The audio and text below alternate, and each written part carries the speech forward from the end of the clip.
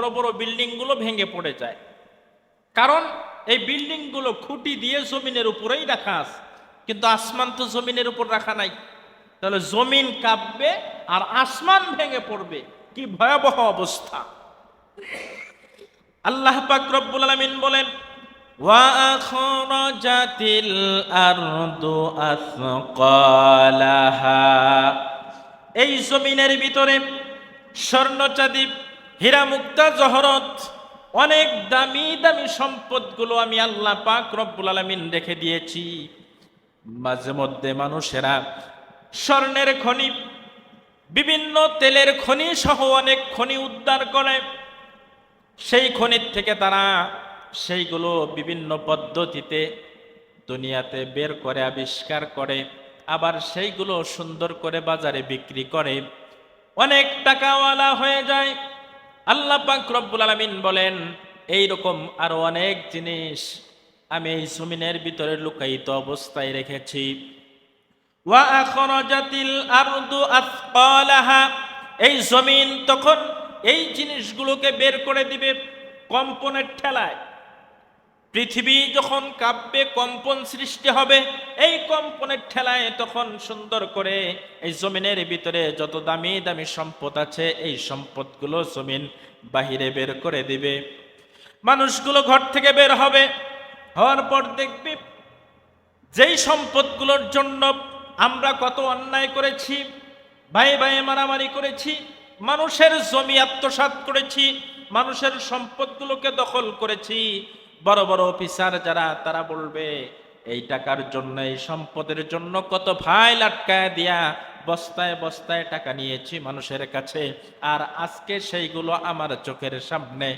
মানুষগুলো তখন বলতে থাকবে, ওয়াকালাল ইনসানু মা লাহা, মানুষগুলো তখন বলবে কি হলো এই জমিনের, যেই সম্পদগুলোর জন্য এত অন্যায় করলাম, এত কিছু করলাম কিন্তু পাইলাম না, আর আজকে সেই সম্পদগুলো হাতের মুঠোয় চলে আসলো, কি হলো এই জমিনের। এইভাবে মানুষগুলো বলতে থাকবে। এখানে আল্লাহ পাক রব্বুল আলামিন বললেন, ওয়াকালাল ইনসানু মা লাহা। ওয়াকালাল ইনসান, এখানে ইনসান শব্দ আল্লাহ পাক ব্যবহার করেছেন। ইনসান শব্দের স্বাভাবিক অর্থ হয় মানুষ, কিন্তু এই জায়গায় মানুষ থেকে সব মানুষ হবে না। মানুষ এখানে আল ইনসানের আলিফলামটা হচ্ছে আলিফলামে জিনসি, যার অর্থ দাঁড়াবে কাফের, মুশরিক, নাস্তিক, মুরতাদ, বেদিন, এই সকল মানুষের অর্থ হবে। এখন বিষয়টা হলো, ইনসান শব্দের অর্থ নাস্তিক, মুরতাদ, বেদিন, এইগুলো কেন হবে? এইগুলো হওয়ার পিছে যে কারণ, সেই কারণটা হলো আল্লাহ পাক রব্বুল আলামিন এই পৃথিবীতে ততক্ষণ পর্যন্ত কিয়ামত দিবেন না যতক্ষণ পর্যন্ত এই পৃথিবীতে আল্লাহ বলনে ওয়ালা মানুষ থাকবে। নবী আলাইহিস সালাম হাদিস শরীফের মধ্যে বলেন, লা তাকুমুস সাআতু ফিল আরদি হাত্তা ইয়াকুলার রাজুলু আল্লাহ আল্লাহ।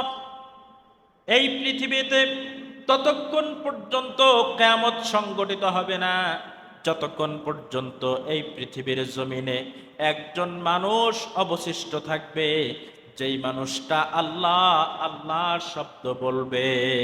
সুবহানাল্লাহ বলেন। তাহলে একজন আল্লাহ বলনেওয়ালা মানুষের পাওয়ার কত বেশি। এই পৃথিবীতে কাফের আছে, মুশরিক আছে, বেদিন আছে, ইহুদি, খ্রিস্টান, হিন্দু, বৌদ্ধ, যত মানুষ বেঈমান, নাস্তিক, মুরতাদ, সবাই খায়, সবাই পান করে, সবাই আরামের বিছানায় ঘুমায়, শান্তি মতো বসবাস করে। ওসিলা টাকার ওসিলা হচ্ছে একজন ঈমানদার, ওসিলা হচ্ছে আল্লাহ বলনেওয়ালা ব্যক্তি। ভালো করে খেয়াল করেন বিষয়টা। মনে করেন একটা বিয়ে বাড়ি, বিয়ে বাড়িতে বর যায়, বরের সঙ্গে বরযাত্রী যায়, বিয়ে বাড়িতে অনেক রান্না বান্না হয়, সাদা ভাত, পোলাও, কোরমা, তরকারির বিভিন্ন আইটেম থাকে, গরুর গোশত, খাসির গোশত, হাঁস, মুরগি, ছোট মাছ, বড় মাছ। এখন বর যিনি খাইতে বসলে উনি কি একাই খায় নাকি বরযাত্রী আছে তারাও খায়? সবাই খায়। এমন কি সর্বশেষ ওই বাড়িতে যে দুই একটা কুকুর আছে, সে কুকুর পর্যন্ত ওই বিয়ে বাড়ির খাবারগুলো খায়। কথা বলেন ঠিক কিনা? এবার আমার প্রশ্ন হলো, কুকুর যে খাবার খাইলো, ওই কুকুর কি জানে কার ওসিলায় আজকের খাবারটা খাইলো? জানে না। যার কারণে কুকুর যদি সুযোগ পায়, তাহলে যিনি বর যার ওসিলায় খাইছে তার পায়ে কামড় দিতেও দ্বিধা করে না। কথা বলেন ঠিক কিনা? ঠিক তেমনি ভাবে পৃথিবীতে কিছু নাস্তিক, কিছু মুরতাদ, কিছু বেঈমান যারা আছে, যার ওসিলায় খায় তাকে চিনে না। অনেক সময় তাকে কষ্ট দেওয়ার জন্য বিভিন্ন দোষ খুঁজে বের করে বিনা অপরাধে বিভিন্ন সময় এই সকল ইমানদার ভালো আল্লাহ বলনেওয়ালা ব্যক্তিদেরকে জেলখানায় বন্দী করে কষ্ট দেয়, বিভিন্ন ধরনের জুলুম নির্যাতন আর অত্যাচার করে। সম্মানিত উপস্থিতি, ওই সকল মানুষ আর এই কুকুর, এদের মধ্যে কোনো প্রকার তফাৎ নাই। সম্মানিত উপস্থিতি, ভালো করে খেয়াল করেন। এই জন্য নবী আলাইহিস সালাম বলছেন, ততক্ষণ পর্যন্ত কিয়ামত হবে না যতক্ষণ পর্যন্ত এই পৃথিবীতে একজন আল্লাহ বলনেওয়ালা ব্যক্তি অবশিষ্ট থাকবে, জীবিত থাকবে। তাহলে বোঝা গেল যাদের উপর কিয়ামত নাজিল হবে ওই মানুষগুলোর মধ্যে একটা ইমানদার থাকবে না, একটা আল্লাহ বলনেওয়ালা ব্যক্তি থাকবে না, একটা ভালো ব্যক্তি থাকবে না। সব কাফের, মুশরিক, বেঈমান, মুরতাদ এই সকল মানুষ থাকবে। ওরা তখন কি বলবে? ওয়াকালাল ইনসানু মা লাহা। এই কাফের, মুশরিক, বেদিন, মুরতাদরা বলবে, কি হলো আজকে জমিনের যে জমিন সব জিনিস তার ভিতর থেকে, তার গর্ভের থেকে বের করে দিল। সম্মানিত ভাইয়েরা আমার, ভালো করে খেয়াল করুন। ইসরাফিল যখন প্রথম ফু দিবে, তখন এই পৃথিবীতে প্রকম্পিত সৃষ্টি হয়ে যাবে, কম্পন সৃষ্টি হয়ে যাবে। আসমান ভেঙে টুকরা টুকরা হয়ে যাবে, সুসজ্জিত জমিন ভেঙে টুকরা টুকরা হয়ে যাবে, পাহাড় পর্বতগুলো ভেঙে টুকরা টুকরা হয়ে যাবে। সর্বশেষ আল্লাহ পাক রব্বুল আলামিনের সৃষ্টি এই পৃথিবীর তুলনায় 13 লক্ষ গুণ বড় সূর্য।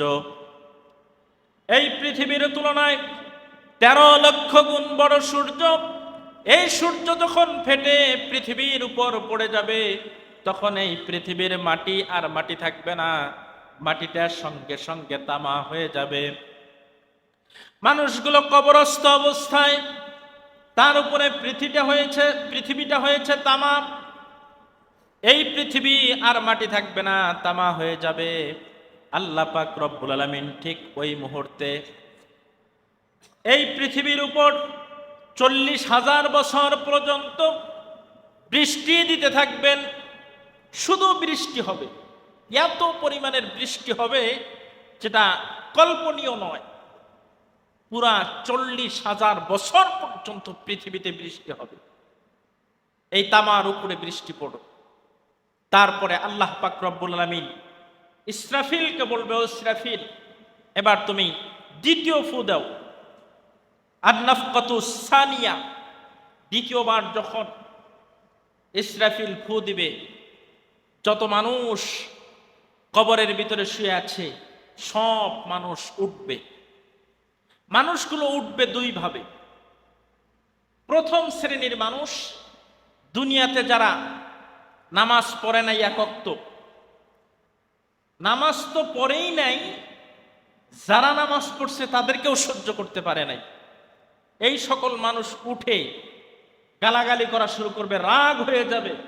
আমি ঘুমাইছি, আমার ঘুমের ভিতরে ডিস্টার্ব করলো কে? কে সিংহায় ফু দিল? রাগ হয়ে যাবে। আর যারা নামাজ পড়েছে তারা উঠে মিষ্টি সুরে বলবে, আমি তো সকালবেলা ঘুমিয়ে গিয়েছিলাম, আমার তো স্মরণ নাই, মনে হয় নামাজের সময় হয়েছে, তাই না? একজন আর একজনকে বলা বলি করবে। সুবহানাল্লাহ বলেন। তাহলে মানুষ দুই ভাবে উঠবে, এক প্রকার নামাজি আর এক প্রকার বেনামাজি। বেনামাজিরা উঠে রাগ হবে, আমাকে কে ডাকলো ঘুম থেকে, কে ডিস্টার্ব করলো? আর নামাজিরা উঠে একে অপরকে বলতে থাকবে, মনে হয় নামাজের সময় হয়েছে, তাই না? সুবহানাল্লাহ বলেন। তাহলে আমরা নামাজিদের কাতারে থাকতে চাই কি চাই না? সম্মানিত ভাইয়েরা আমার, ভালো করে খেয়াল করুন। হাসরের মাঠে মানুষগুলো যে উঠবে, এই মানুষগুলো পরনে কোনো কাপড় থাকবে না, প্রতিটি মানুষ ল্যাংটা অবস্থায় উঠবে।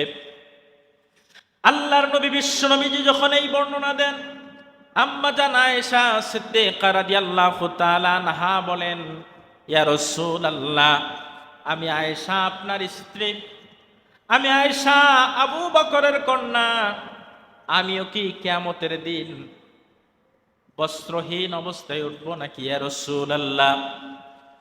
পয়গম্বরে আলম বিশ্ব নবীজি বললেন, হ্যাঁ আয়েশা, তুমি সহ পৃথিবীর সকল মানুষ বস্ত্রহীন অবস্থায় উঠবে, শুধুমাত্র দুইজন মানুষের পরনে কাপড় থাকবে। একজন হলেন আখিরি জামানার পয়গম্বর, আপনার আমার নবী বিশ্ব নবী মুহাম্মদুর রাসূলুল্লাহ সাল্লাল্লাহু আলাইহি ওয়াসাল্লাম, আর একজন হলো মুসলিম জাতির পিতা হযরত ইব্রাহিম আলাইহিস সালাম। এই দুইজন মানুষ কাপড় পরা অবস্থায় উঠবে, তাছাড়া কোনো মানুষ আদম নবী পর্যন্ত বস্ত্রহীন অবস্থায় উঠবে।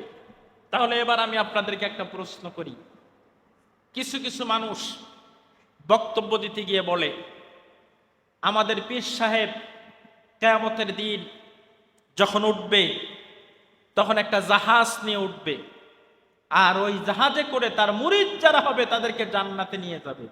চিন্তা করেন, যেইখানে একটা বস্ত্র মানুষের থাকবে না, একটা কাপড় শরীরের ভিতরে থাকবে না, ওই সময় জাহাজ পাবে কোথায়? তার মানে মানুষের ঈমান ধ্বংস করে দেওয়ার সবচাইতে বড় মাধ্যম হচ্ছে এই কথাটাই। যতক্ষণ পর্যন্ত তারা তওবা করবে না, ততক্ষণ পর্যন্ত তাদের ঈমান সহিহ আকীদায় আসবে না। মানুষের পরনে কাপড়ই থাকবে না, আর সেই সময় নাকি পীর সাহেব কিনে আসবে, জাহাজ নিয়ে আসবে। নাউজুবিল্লাহ বলেন। সম্মানিত ভাইয়েরা আমার, ভালো করে খেয়াল করুন, মানুষগুলো মানুষের কাতারে দাঁড়ায় যাবে, নামাজিরা নামাজিদের কাতারে, বেনামাজিরা বেনামাজিদের কাতারে, হাঁস মুরগি গরু ছাগল শ্রীগাল সব কিছু তাদের কাতারে কাতারে হাসরের মাঠে উঠবে আর দৌড়াতে থাকবে। সব জিনিস যখন হাসরের মাঠে একত্রিত হয়ে গেল, এমন একটা পরিবেশ তখন তৈরি হবে, জাহান্নাম আছে সাত তবক জমিনের নিচে। আল্লাহ পাক রব্বুল আলামিন ঠিক ওই সময় জাহান্নামকে উঠাইয়া দেবে। জাহান্নামকে দেখে মানুষ ভয় পেয়ে যাবে, সবগুলো মানুষ জাহান্নামের ভয়ে দৌড়ায়া পয়গম্বর আদম আলাইহিস সালামের কাছে যাবেন। আদম আলাইহিস সালামের কাছে যাওয়ার পর আদম আলাইহিস সালাম বলবেন, তোমরা আমার কাছে কেন আসছো বলো? সবাই বলবে, আপনি আমাদের আব্বা, আপনার জন্য দুনিয়ায় আমরা এসেছি। আজকে হাসরের মাঠ, ওই যে জাহান্নাম দেখে ভয় লাগে, মাথার থেকে সামান্য একটু উপরে সূর্যের তাপ সহ্য করতে পারি না। আপনি আল্লাহর কাছে দোয়া করেন, আল্লাহ যেন আমাদের হিসাব নেয়। তিনি বলবেন, আমি পারবো না। সবাই চলে যাবে ইব্রাহিম নবীর কাছে, তিনিও বলবেন, আমি পারবো না। সর্বশেষ আমাদের নবী মুহাম্মদুর রাসূলুল্লাহর কাছে যখন যাবে, নবীজি তখন সিজদায় পড়ে বলবেন, আল্লাহ পাক রব্বুল আলামিনের দিকে লক্ষ্য করে, আনতা আহকামুল হাকিমিন, হে আল্লাহ, আপনি হলেন বিচারকদের বিচারক, আপনার চাইতে বড় বিচারক আর কেউ নাই। এই হাসরের মাঠে মানুষগুলো কত কষ্ট করে, আপনি মেহেরবানি করে বিচারের কাজ শুরু করে দেন। আল্লাহ পাক বলবেন, হে নবী, আপনি যেহেতু বলেছেন, আমি আর দেরি করব না, বিচারের কাজ শুরু করে দিব। আল্লাহ পাক রব্বুল আলামিন তখন বিচার করবেন। আল্লাহ পাক রব্বুল আলামিন বলেন, নিসফুন নাহার, মাত্র 6 ঘন্টার ভিতরে বিচার করে যারা জান্নাতি তাদেরকে জান্নাত, আর যারা জাহান্নামী তাদেরকে জাহান্নামে দিয়ে দিবে। সুবহানাল্লাহ। সম্মানিত ভাইয়েরা আমার, আল্লাহ পাক যে কিয়ামতের দিন বিচার করবে, 4 সিস্টেমে বিচারটা হবে। মানুষগুলো 4 শ্রেণী হবে প্রাথমিক পর্যায়ে, পরবর্তীতে 73 দল হবে, সেটা ভিন্ন। প্রথমত, বিনা হিসাবে জান্নাত, কোনো হিসাব হবে না, এইটা হবে একটা দল। দ্বিতীয় দল হলো বিনা হিসাবে জাহান্নাম। তৃতীয় দল হলো হিসাব হবে কিন্তু হিসাবটা একদম সঠিক, একদম সহজ সহজ হিসাব নিয়ে আল্লাহ জান্নাত দিয়ে দিবে। চতুর্থ নাম্বার হলো হিসাব হবে কিন্তু হিসাব হবে একদম কঠিন, সহজ না, কঠিন। এই চার সিস্টেমে আল্লাহ পাক রব্বুল আলামিন কিয়ামতের দিন বিচার করবে। এবার আমি আপনাদেরকে এই চার সিস্টেমের যে বিচারটা হবে, চারটা দলের কথা বললাম, এদের বিস্তারিত কথাগুলো বলবো। প্রথমত, এক শ্রেণীর মানুষ যারা কোনো হিসাব হবে না, বিনা হিসাবে জান্নাত, এরা হবে তারা বাইনোকুলার যন্ত্র, এই যন্ত্র দিয়ে দেখা হবে আমল নামা। কিছু মানুষ এইরকম থাকবে যেই মানুষগুলোর আমল নামার ভিতরে কোনো প্রকার গুনাহ থাকবে না, সবগুলোই আমল। সুবহানাল্লাহ বলে। আপনারা মনে করবেন এইরকম মানুষ কি দুনিয়ায় আছে যেই মানুষটা কোনো গুনাহ করে নাই? না, মানুষ হিসেবে গুনাহ করছে, এটাই ফাইনাল। কম হোক বেশি হোক, গুনাহ তো করছে। এটা হচ্ছে ভুল বিশ্বাস, ভুল আকীদা। সহি আকীদা, সহি বিশ্বাস হলো আল্লাহ পাক রব্বুল আলামিন নবী এবং রসুলদেরকে এই পৃথিবীতে প্রেরণ করেছেন, কোন নবী এবং রসুলের কোন প্রকার গুনাহ নাই। সুবহানাল্লাহ বলে। একজন নবীও গুনাহ করেন নাই, কোন গুনাহ নাই তাদের। তারা হচ্ছে মাসুম। কুল্লু নবিয়িন মাসুমুন, প্রত্যেকটা নবী হলো মাসুম, তাদের আমল নামায় কোনো গুনাহ নাই, শুধু নেকি আর নেকি। সুবহানাল্লাহ। সম্মানিত ভাইয়েরা আমার, আল্লাহর নবী বিশ্ব নবীজি মসজিদে নববীতে বসে সাহাবীদের সামনে এই আলোচনাটাই করতেছেন। যখন আলোচনা করলেন, সাহাবীরা তখন মন খারাপ করলো। হায় হায়, কিয়ামতের দিন কঠিন মুসিবতের সময় বিনা হিসাবে জান্নাত আল্লাহ পাক দিবে, সেটা শুধু নবীদের জন্য, অন্য মানুষ সিরিয়াল পাইল না। সাহাবারা চিন্তা করল, এত কষ্ট করে যুদ্ধের ময়দানে আমরা রক্ত ঝরাই, জীবন দেই ইসলামকে উড্ডীন করার জন্য, অথচ কিয়ামতের দিন শুধু নবীরাই যাবে বিনা হিসাবে জান্নাতে, আমরা সিরিয়াল পাইলাম না। সব সাহাবী মন খারাপ করলেন। আমার নবী বিশ্ব নবীজি, তিনি ছিলেন মনোবিজ্ঞানী, তাদের মনের অবস্থা বুঝতে পেলেন। এবার তিনি আল্লাহ পাক রব্বুল আলামিনের কাছে দোয়া করলেন, রব্বুল আলামিন, আমার সাহাবীরা মন খারাপ করেছে, আপনি এর একটা ফয়সালা করুন। নবীজি যখন দোয়া করেছেন, ঠিক ওই মুহূর্তে একজন যুবক দাঁড়ায় গেলেন, নাম হলো হযরতে ওমর। ডাক দিয়ে বললেন, ইয়া রাসূলুল্লাহ, আপনি বললেন কিয়ামতের দিন শুধু নবী বিনা হিসাবে জান্নাতে যাবে, তাদের আমল নামায় কোনো গুনাহ নাই, এইটা তো ঠিক হলো না। আল্লাহর নবী বিশ্ব নবীজি বললেন, ওমর, তুমি বলার আগেই আমি নবী আল্লাহর কাছে দোয়া করেছি, একটা ফয়সালা নিশ্চয়ই আসবে। বিশ্ব নবীজি বললেন, ও ওমর, আল্লাহ পাক রব্বুল আলামিন বলছেন, নবী রাসূল বাদ দিয়েও ৭০,০০০ মানুষ আমার উম্মতের ভিতরে এমন থাকবে যেই মানুষগুলোকে বিনা হিসাবে আল্লাহ পাক রব্বুল আলামিন জান্নাত দিবে। সুবহানাল্লাহ বল। এইবার সাহাবীদের মনে একটু আনন্দ আসলো, কিন্তু সমস্যাটা হলো সাহাবীরাই তো ১,০০,০০০ সংখ্যায়, জান্নাত পাবে বিনা হিসাবে মাত্র ৭০,০০০। ওমর বললেন, হুজুর হবে না, আরো বাড়ায় নিতে হবে। নবীজি আবার আল্লাহর কাছে দোয়া করলেন। আল্লাহ পাক বললেন, ও হাবিব, এই ৭০,০০০-এর ভিতরে প্রতি একজন সুপারিশ করে আরো ৭০,০০০ জনকে জান্নাতে নিতে পারবে বিনা হিসাবে। সুবহানাল্লাহ বলে। হযরতে ওমর বললেন, ইয়া রাসূলুল্লাহ, এখন থেকে কিয়ামত পর্যন্ত মানুষের সংখ্যা হবে বেশি, আপনার উম্মতের সংখ্যা হবে বেশি, এই হিসাবেও হলো না, আরো বাড়ায়া নিতে হবে। নবীজি তখন বললেন, তাহলে শোনো, কুল্লু উম্মাতুই ইয়াদখুলুনাল জান্নাহ, আমার যত উম্মত হবে এই উম্মতেরা বিনা হিসাবে জান্নাতে যাবে। হাদিসটা যদি এই পর্যন্ত থাকতো তাহলে আমাদের কপাল খুলে যেত। কিন্তু বিশ্ব নবীজি এরপর আরো সামনে কিছু কথা বলেছেন। নবীজি বলেন, ইল্লা মান আবা, আমার উম্মত যারা হবে সবাই জান্নাতে যাবে, কিন্তু একটা শ্রেণী জান্নাতে যাবে না, তারা হলো আবা। সাহাবায়ে কেরাম আরবি ভাষা বুঝতেন, এরপরেও তারা প্রশ্ন করলো, কিলা ইয়া রাসূলুল্লাহি মান আবা, ও নবীজি আপনি বললেন আপনার উম্মত সবাই জান্নাতে যাবে, শুধুমাত্র আবা যারা তারা যাবে না। আমরা বুঝতে পারলাম না। আরবি ভাষার মানুষ হয়েও বলল আমরা বুঝতে পারলাম না আবা কারা। ওগো নবীজি আপনি একটু আবা শব্দের ব্যাখ্যা বিশ্লেষণ আমাদেরকে শোনায়া দেন। পয়গম্বরে আলম বিশ্বনবীজি তখন বললেন, মান আতাআনি দাখালাল জান্নাহ, যে ব্যক্তি আমি নবীর অনুকরণ করবে সে জান্নাতে চলে যাবে।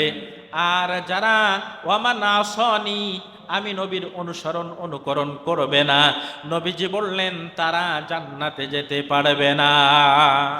তাহলে অনুসরণ করতে হবে কার?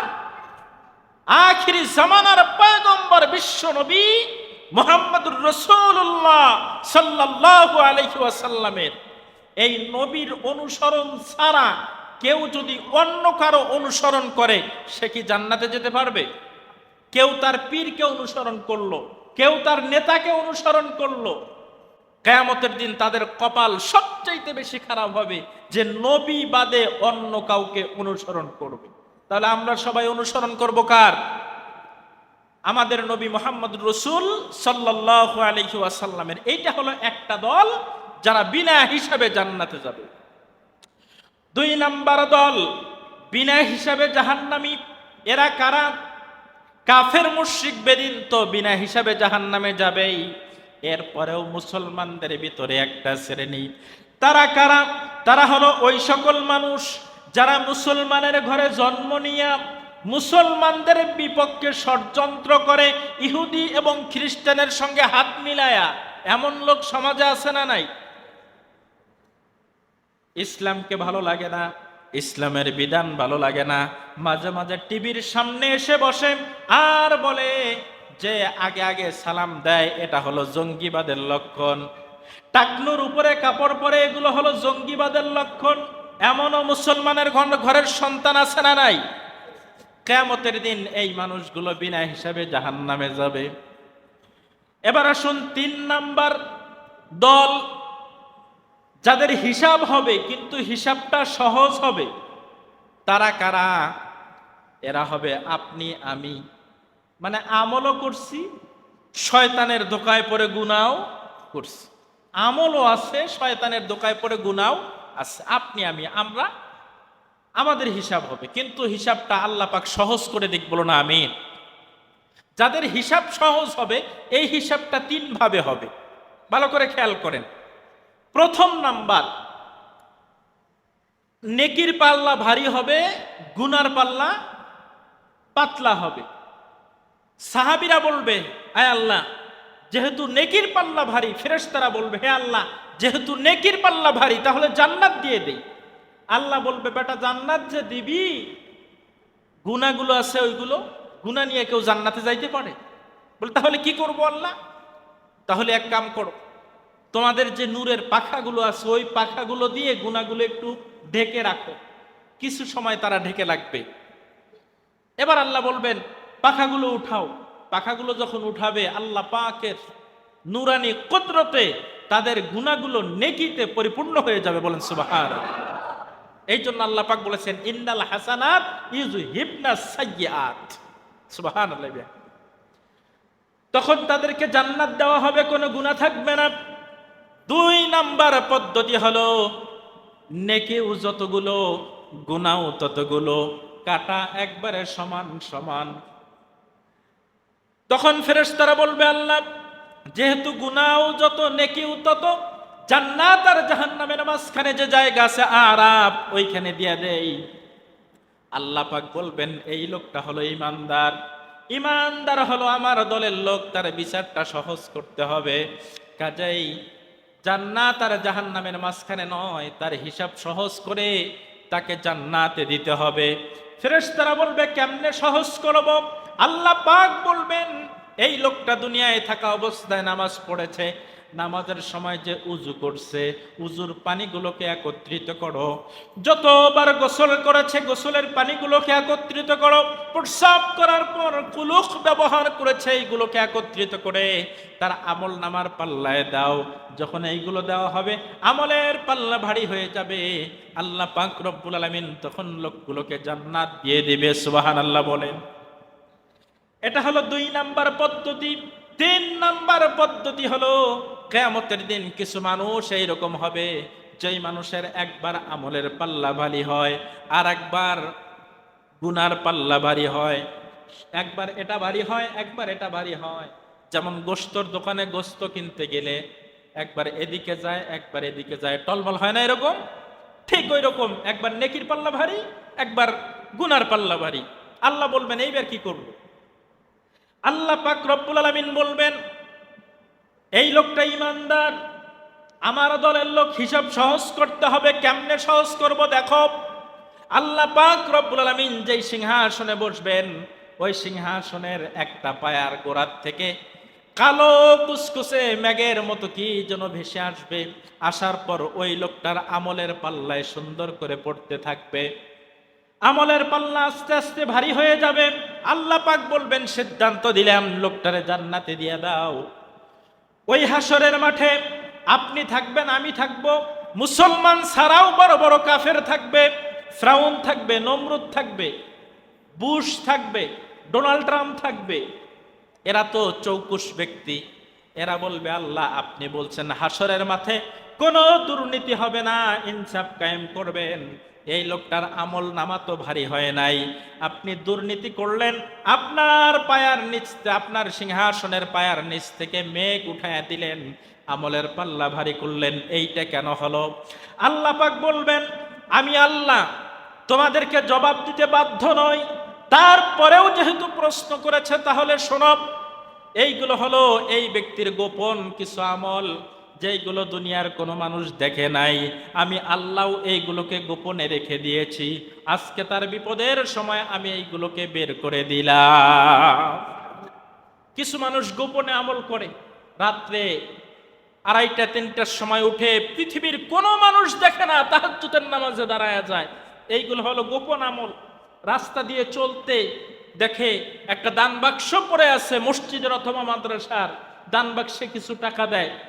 অনেক সময় চলাফেরা এতিম বাচ্চাদেরকে চোখে পড়ে, তাদেরকে কিছু দেয়, কেউ দেখে না, শুধুমাত্র দেখেন কে? চলার পথে রাস্তায় কষ্টদায়ক জিনিস একটা, মনে করেন কলার চোষা পড়ে আছে, লোকটা এই কলার চোষাটা সুন্দর করে সরায় দেয়, কেউ দেখে না, দেখেন কে? আল্লাহ পাক। আল্লাহ বলেন এরকম গোপন আমলগুলো আমি জমা করে গোপনেই রেখে দেই, বান্দা যখন বিপদে পড়বে আমি তখন এই আমল দিয়ে তাকে সাহায্য করব। বলেন সুবহানাল্লাহ। এইভাবে কিয়ামতের দিন বিচার হবে। যাদের আমল নামা সহজ হবে, এই 3 পদ্ধতিতে তাদের আমল নামা সহজ করে দিয়ে, মাপ সহজ করে দিয়ে আল্লাহ জান্নাত দিবে। বলেন সুবহানাল্লাহ।